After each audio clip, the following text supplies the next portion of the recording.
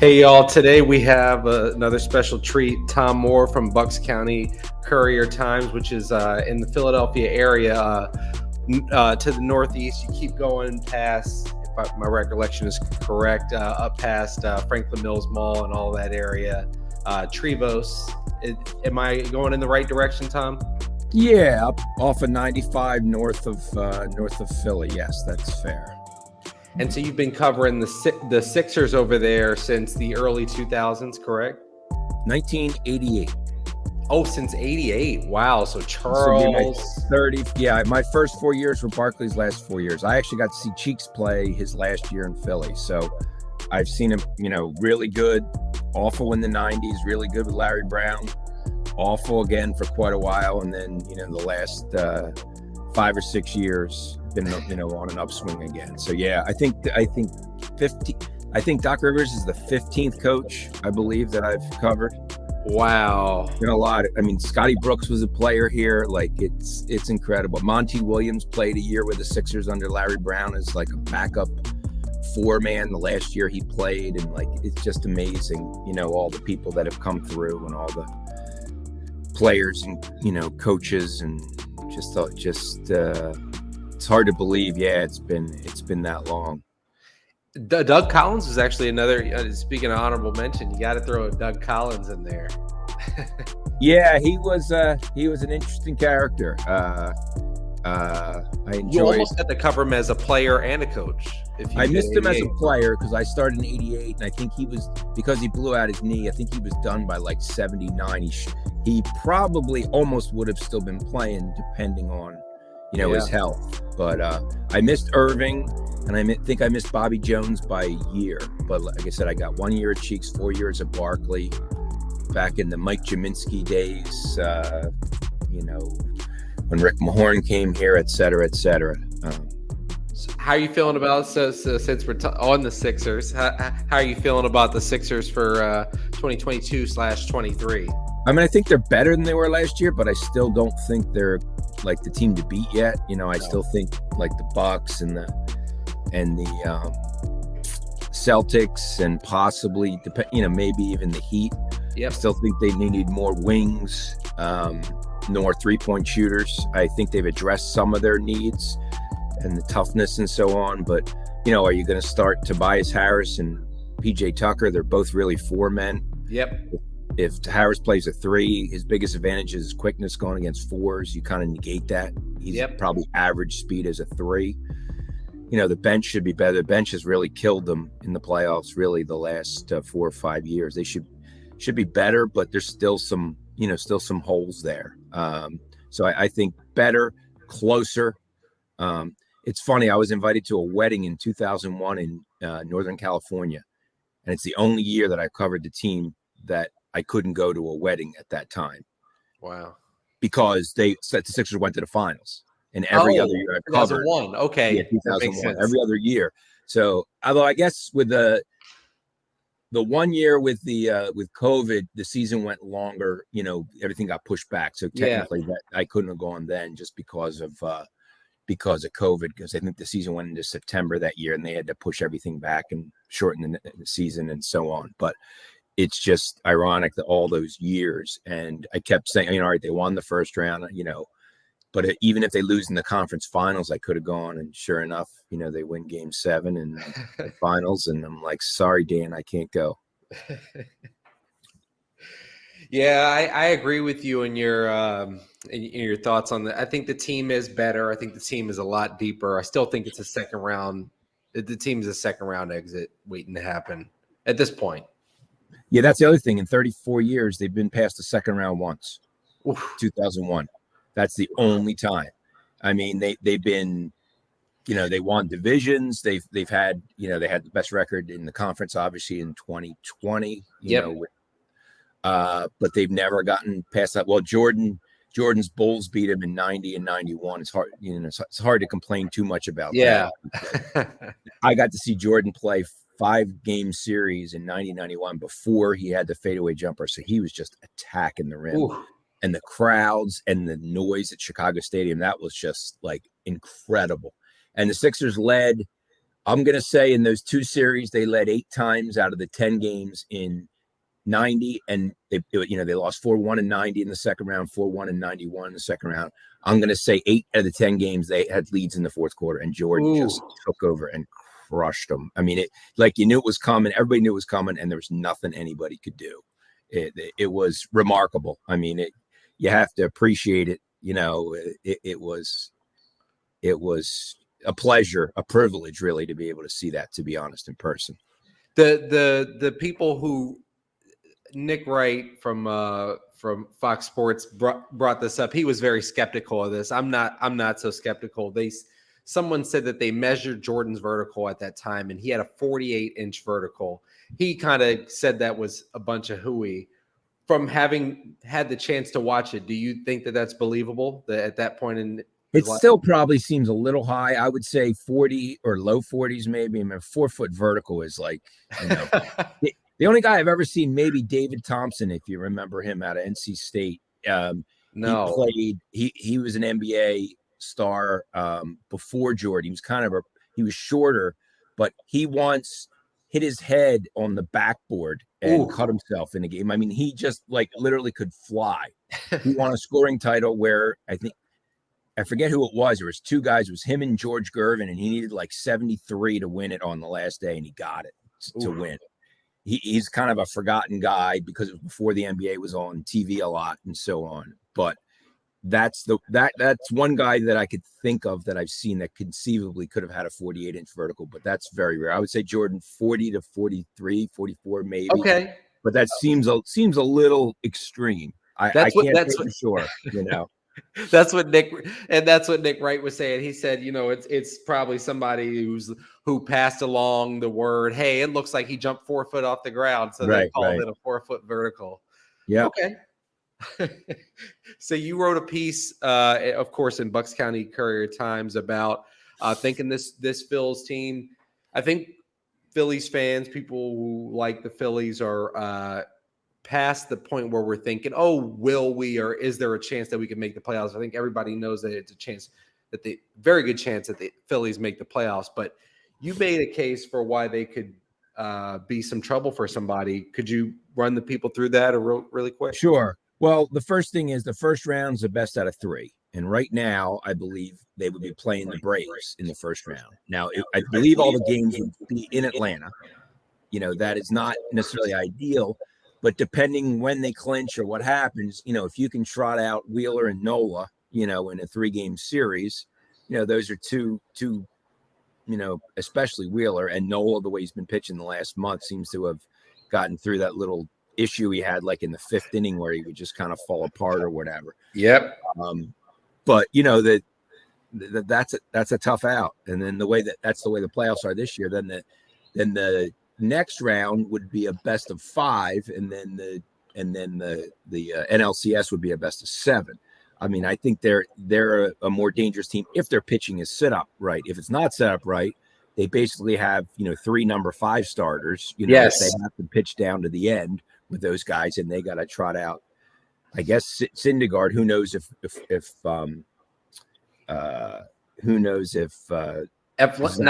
Zach Eflin, yeah, right. If he'll be back, he had surgery on that knee. He's been out. He's going to be out till at least the end of August, and who knows if he'll be ready. Syndergaard. Ranger seems to be back though.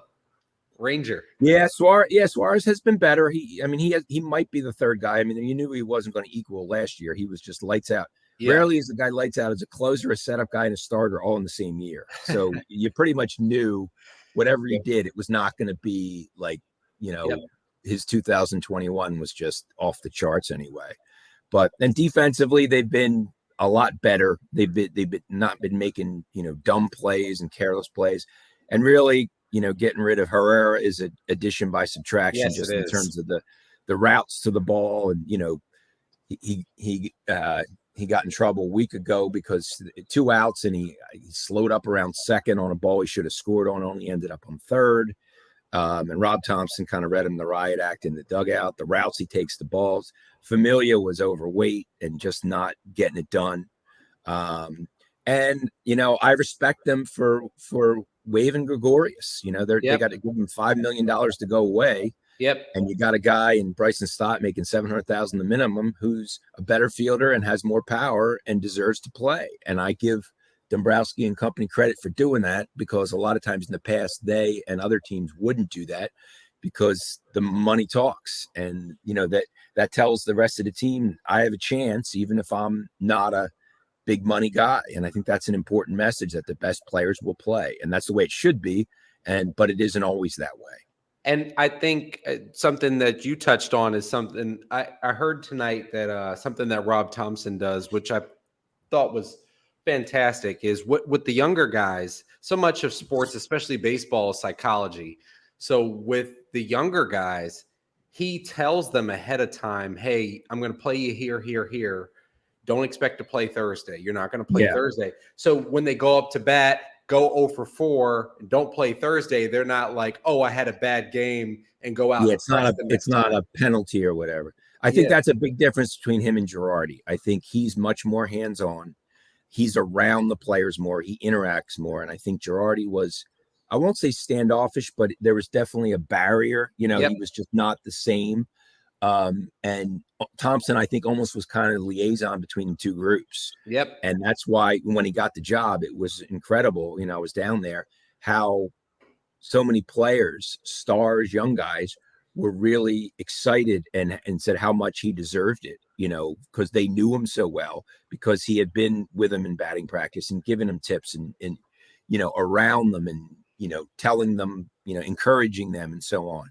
So, and I think, that's important. And I think the players know his door is always open.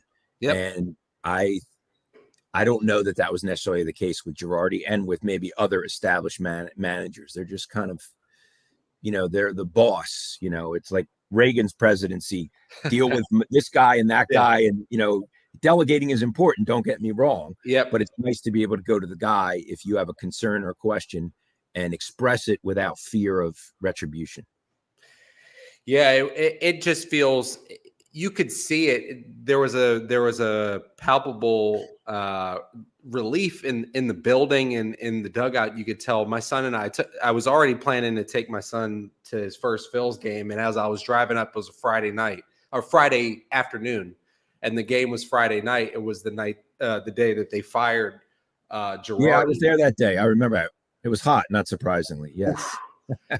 But it was the Angels series, but you could just tell. And funny enough, Brandon Marsh is now on the team. And Syndergaard. Did he pitch that night? Do you remember? I don't think he pitched, but I mean, they were both on the Angels at the time. Absolutely. Yeah. Yep. So you speak of Syndergaard. Who do you think was the biggest acquisition at the trade deadline? I think obviously Syndergaard, even though it was a little shaky his first 5 innings, 11 hits and so on. And he's not the pitcher he was. He's more of a complete ground ball game pitcher now. Tom, it was a complete game. I know. 4.5 inning game. I think Robertson might be the most important guy just because their bullpen has been so much better already. And to have him who can pitch the 7th, the 8th, the 9th, or whatever, you put him in the mix with Dominguez and Brogdon and potentially Alvarez and, some of these other guys that they've really been getting consistent. I mean, that's the biggest upgrade. I mean, the hitting's much better. The defense is better. But to me, the bullpen, which blew so many games the last 2 years. Oh, yeah. I think the bullpen, the fact that you can have, if you give 5 solid innings and you have a 4-2 lead, you think there's a pretty good chance that they're going to win the game. And it's the last 2 years, time. It was just hold your breath. And, they would sign all these closers and, Archie Bradley and these guys that they would take 1-year flyers on them, and it just wasn't working out. Getting guys at the trade deadline like they did last year, and Kennedy, and he couldn't get it done. And it's happened so many times that it just seems like they have a fairly established group. The manager knows how to use them and utilize them, and I think gives them a pretty good idea what the plan is. Hey, if Suarez gives 6, I'm going to go Brogdon in the 7th. I'm going to go Dominguez in the 8th. I'm going to go Robertson in the 9th, and lets them know, what to expect. What would you need to see from Rob Thompson in order blank happens? This is what tells me that he deserves Coach of the Year, Manager of the Year. Yeah. That's tough. I mean, he's doing really well. I don't know. I mean, I think they were 22 and 29 when he took over. I believe they were 21 and 29, and then Girardi won the game on Wednesday. They had an off day on Thursday, and apparently they didn't fire him because they had a team golf outing. So Dombrowski didn't want to do it, so all the reporters would be asking, Luzinski and all those guys about it. So that's why he fired him Friday morning, because none of us understood why. And that was apparently, I mean, it was kind of unspoken, but I'm pretty sure that was why. It makes sense. So that's why it happened. And, the availability was Friday afternoon, with Thompson and Dombrowski and so on. But I mean, you can certainly make a case. It's just hard for a guy coming in, only managing 110 games when you're going to have, it's a good question. I mean, obviously, the Dodgers are really good. The Mets were having a great year, dropped off a little, but still having a really good year. Depending who wins the Central, he certainly, should be in the top three. I don't know. It's tough. I think we have to win the East. I would say if you win the East, he should be manager of the year. But that's going to be tough because you got to pass the Braves and the Mets. Oh, they have 7 games with each left, so they do play them, but it does seem like a lot. To get past the second wild card would be pretty impressive. Because I hear a lot of it. I'm sure you're on the same social media apps that I am, following and hearing what people are talking about WIP, all that. And it's a good thing to say for him to be in consideration. But I think that realistic expectations need to be set here. He's not winning Coach of the Year unless. Yeah, it would have to be some incredible finish. They would have to. Like you said, at least let's say if they catch the Braves, even maybe he would merit some consideration, but that's going to be tough. Yeah, it is. It is really tough. Other news in Philly sports, hearing Jason Kelce is getting a scope on his elbow, getting ready. I saw him when he was walking out at open practice. He was really bandaged up, looked like he had braces on. So I'm glad to see that. But do you think that he'll be ready for week 1, which is about 3 days? Yeah, they're saying, they think he will. I mean, I know they're really high on, I guess, Juergens, the young kid who's, going to, but boy, to expect to be the opening day center. I mean, he calls all the blocking schemes. I mean, they rely on him so much now they do have a fairly established, I guess Dickerson's the youngest guy who's on his left. Yep. But I guess Sayamalo will be on the right, and then tackles Mailata and assuming they're healthy, Lane Johnson.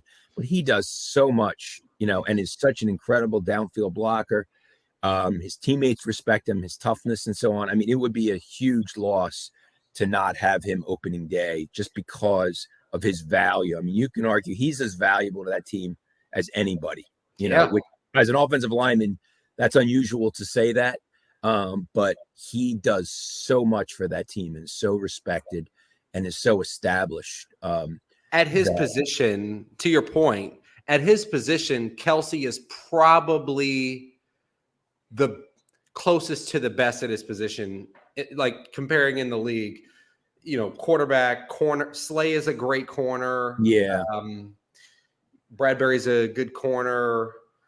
Lane Johnson's a good tackle, but yeah. Now Kelce, that's probably true. And I mean, he could be a Hall of Famer. I mean, that's how good he is. You can certainly make the case. I think he's been a Pro Bowler 4 times. I mean, he's done things that very few offensive linemen do anywhere.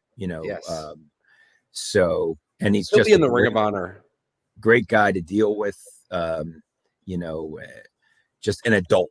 They have some adults in that locker room. You can have conversations. Like it's amazing. Chris Long in that locker room was incredible. And he didn't know me from Adam. And I talked music with him for like 10 minutes, because I knew what he liked. I saw on his page and we're talking, and just like an adult conversation. And whereas with the NBA, it's so different, and they're young players and they're very they don't like to be in the locker room. They don't want to be there to have to talk. And this isn't talking on the record. This is just conversation. Chit So chat. the Eagles locker room and their defensive line, offensive line were just incredible, to deal with. Brandon Brooks was fantastic. Just really, really enjoyable. If you need something, you can go to them and get really. I did a piece on Brandon Brooks. He was counseling like teammates and others of like investing and finances and so on. And like we talked for like 11 minutes about it, and it was really interesting. And he's like, I'll talk if you want to talk. And it was something different. And that's what I liked. You get a chance to talk about things that aren't, how about, when you kicked out the end on that pitch that, Sanders went for 20 yards, like there's nothing wrong with that, but like, it's enjoyable to sometimes do things that are more than sports. And they had a really good locker room for that. And I really have enjoyed dealing with those guys. And then they feel more comfortable having those other discussions with you because they kind of have a better feel for the angle you're coming at them with certain questions, that you have more forbearance, more of a reasonable understanding of what you don't feel like someone's trying to get you in a gotcha question because that they're not coming to get you. Oh, for sure. Yeah. No, it definitely helps and it humanizes things. And then when you talk the next time, or like you said, like, oh, that's the guy that I talked to finances about or whatever, it doesn't make me better or worse than anybody else, but it's different. And it's sometimes that helps just in terms of if you're asking a question or whatever, or, in terms of maybe even what the answer is. So looking toward obviously we're in the now, it's a very exciting time. First preseason game coming this week. But moving forward to 2023, two of the top free agent targets happen to be on the Eagles. Those would be James Bradbury and Javon Hargrave. Do you think either, neither, or both are back on the team next year? It's really a good question, Matt, because they're both so important. I mean, this could be Fletcher Cox's last year.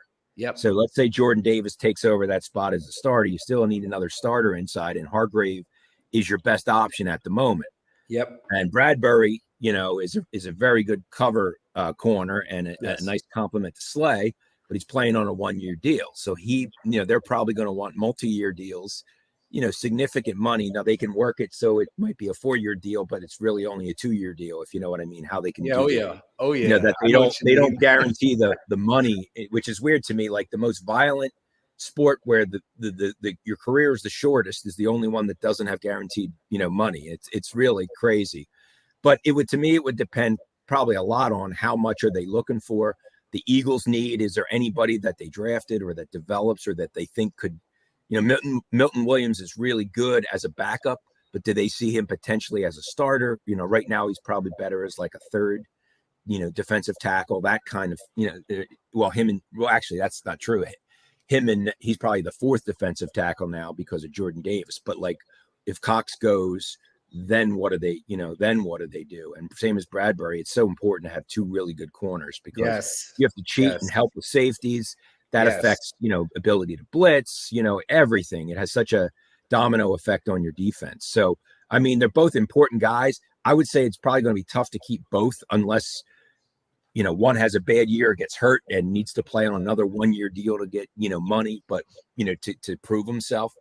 But I mean, they would be interested in both, but I just don't, it's probably not feasible with all the money they have committed, and then they're going to have to, eventually if Hurts, it works out with Hurts, they're going to have to give him a lot of money. You're going to have some money that you're going to have to pay out, decide on something. You got to pay Slay too. You're going to have to pay Slay, I think, after this season. Yeah, exactly. And I mean, he is really good. You have to have that number one corner.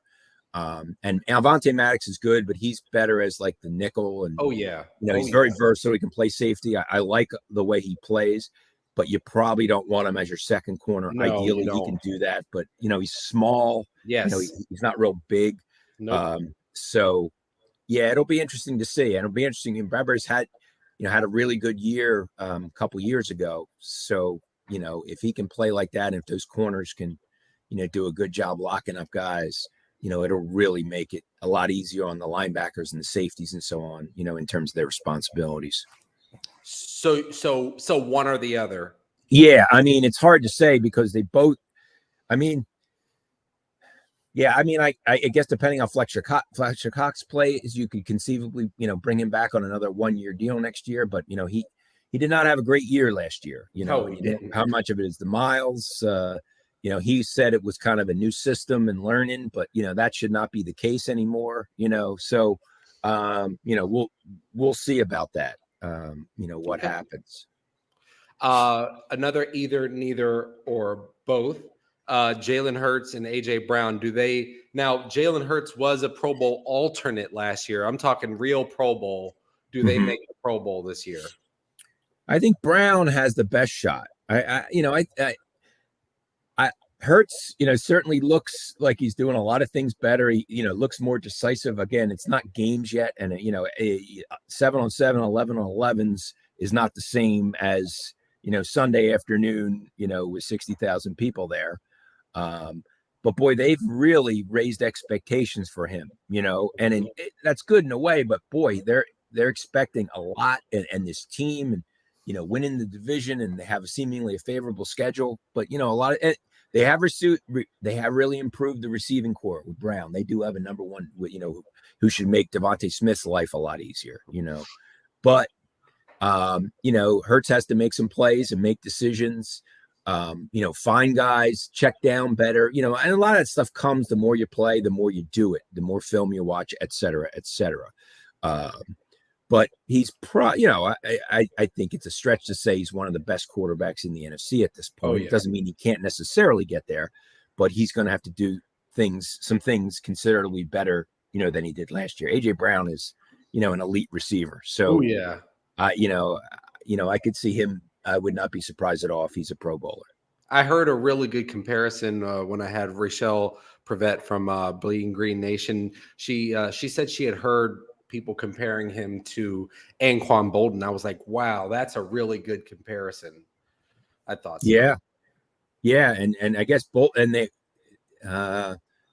they had a second really good, it was Fitzgerald, right? Yes. I mean, that was a heck of a, that was a heck of a duo. I mean, boy, just that guy, Larry, that random guy, Larry Fitzgerald. He was a problem for, 14 years. That guy, he was something really good, consistent, big game guy. And that's your number two receiver. That's your number two receiver a lot of the time. That's nice. So who wins the AFC South, Tom? I wouldn't be surprised if it's the Colts. It's hard to say, but I think the Colts have a chance. They have a pretty good team, pretty good defense. It'll be interesting to see Matt Ryan, how much he has left, how much better, how different he is, shall we say, than Carson Wentz. All they had to do last year was beat the Jaguars, for goodness sake, to make the playoffs. I mean, holy smokes, who are abominable. And that was just a train wreck. So it'll be interesting to see that. I'll say the Colts. Yep. I think they have the best shot. I say they win it with nine wins. Yeah, 9 or 10. Yeah, maybe 10, whatever. But yeah, you might only need to win nine. Yeah. That's what I think. That's not a great division. No, I think the Titans are going to take a major step back. That's probably true. Yeah. Titans are good, but yeah, they could be 8 and 9 or something like that. I could see, the Jags will be better, but should be. I mean, it's hard to imagine they'd be worse. That's for sure. What about another division in the AFC? What about the West? Who wins the West? That is, I mean, I'll tell you what, they could have 3 teams win double-digit games in that division, with the Chiefs, the Broncos, and the Chargers. That's a really good division. It's hard to go against the Chiefs, just with the history and the way, the big games and so on. But wow, yeah. I'll say the Chargers second and the Broncos third, but again, it could be 10 wins, 11 wins, 11 wins, whatever. I wouldn't be surprised. I think that is and I know they have to play each other, which makes it tough, but they should do really well out of the division, because it's like the old black and blue division, with the Steelers and the and the Browns and just beating each other up all the time.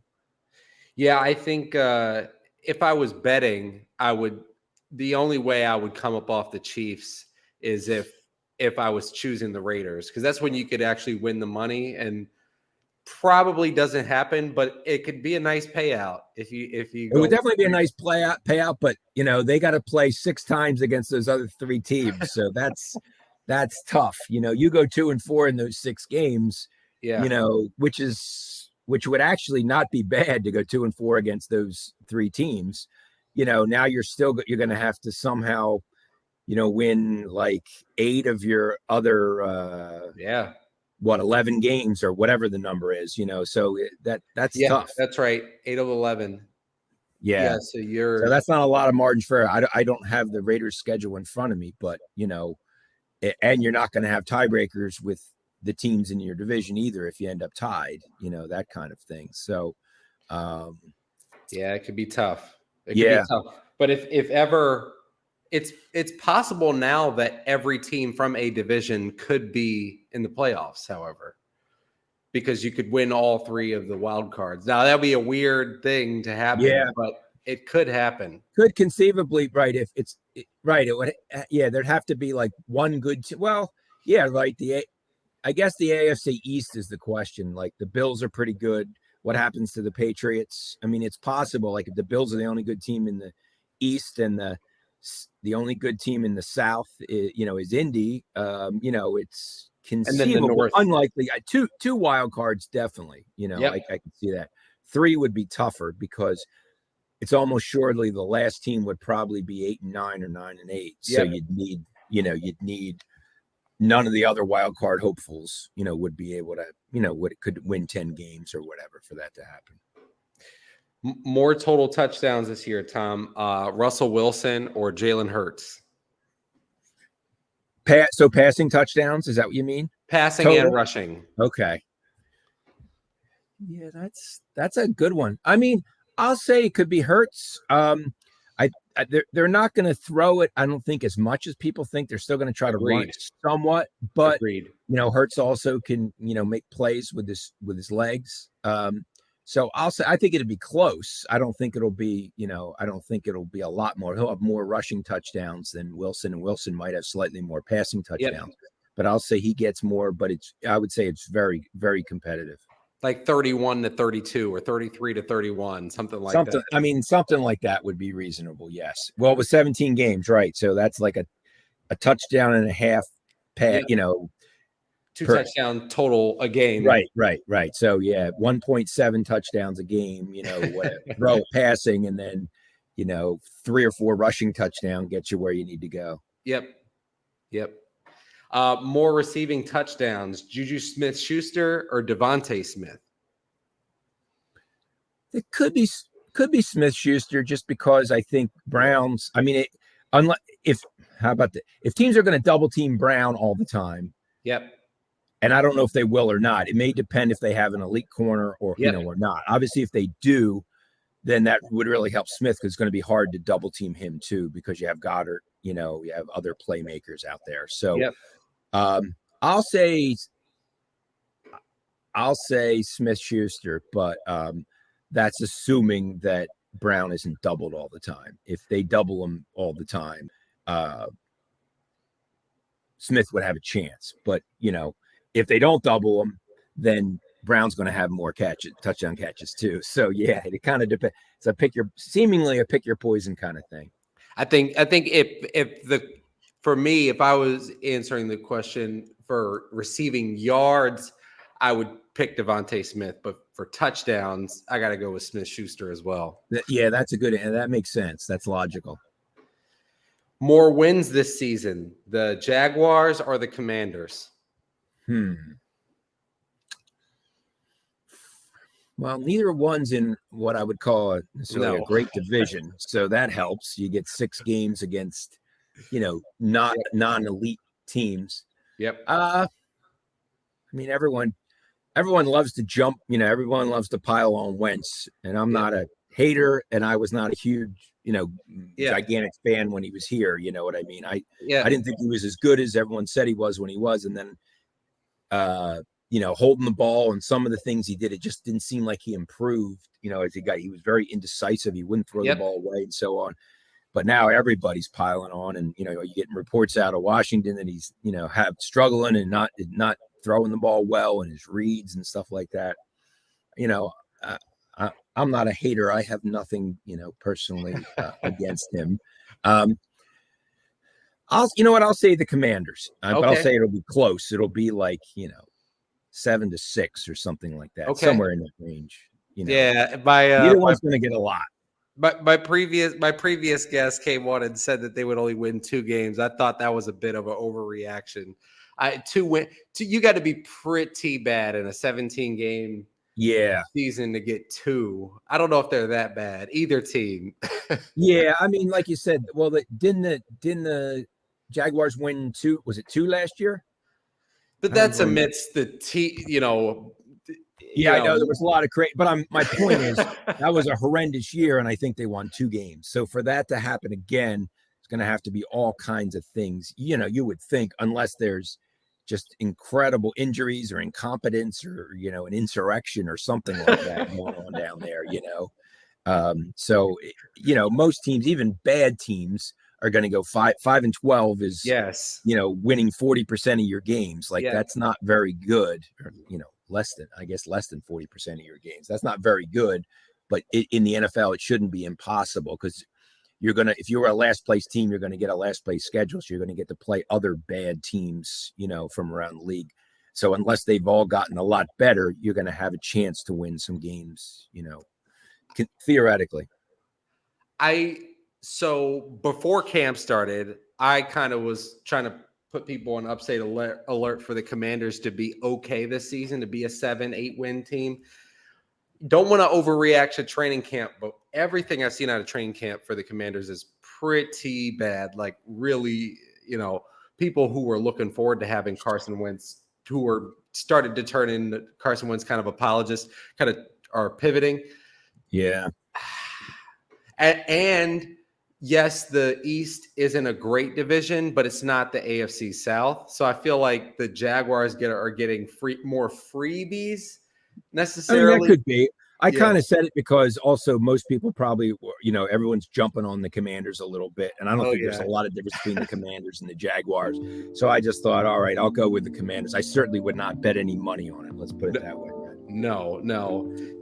Being a good guy, not try to pile on Carson. I mean, when the guy's down, everybody's kicking him. Do you really need to pile on? I guess basically that's it. You know what I mean? And that's why we've gotten through a whole taping of this show, and I haven't talked about a certain Eagles wide receiver, and I'm not going to do it because, again, I don't believe in piling on. Yeah, right. It's too easy, really. I mean, it really is, and it serves no purpose. Exactly. And from what I've heard, this person could be potentially having a good camp. So, also put that out there. Tom, tell the people where we can follow along and show you some support. Sure, on Twitter at Tom Moore Philly, PHILLY. And you can get links to my content there. BucksCountyCourierTimes.com/sports is the main site for Gannett and USA Today that I write for. So awesome. Well, Tom, thank you so much for coming on. Look forward to talking to you soon. Yeah, thanks for having me. Take care. So long.